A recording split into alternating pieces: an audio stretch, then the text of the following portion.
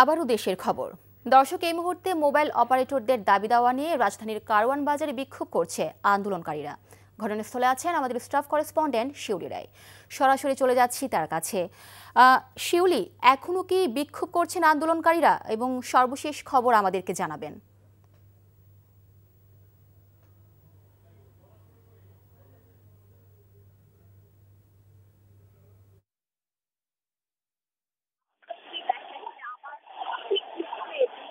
করছি এবং আপনারা যদি দেখেন যে আমার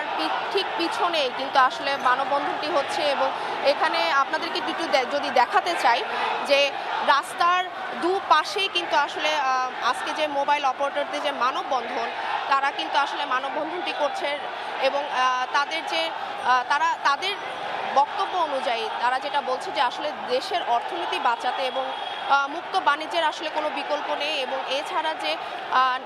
তাদের যে বলার ভাষ্য, তারা মোবাইল অপারেটর মহাসচিব উনি কিন্তু আসলে কিছুক্ষণ আগে আমাদেরকে যেটি আসলে জানিয়েছেন যে তাদের লাখো মানুষের আসলে রুটি রুজি এই মোবাইল বাজারটা রক্ষা করার এবং তারা কিন্তু আসলে চাচ্ছেন যে সংস্কার এবং উন্মুক্ত আমদানির দাবিতে আসলে তারা আজকে এই শান্তিপূর্ণ মানববন্ধনটি করছেন এবং তারা বলেছে যে সরকারের কর তাদের যে সরকারকে কর দিতে তাদের আসলে কোনো সরকারের বিরোধিতা তারা করছেন না, কিন্তু তারা আসলে চাচ্ছেন যে সরকার করের যে সিদ্ধান্তটা নিয়েছেন এবং মোবাইল অপারেটর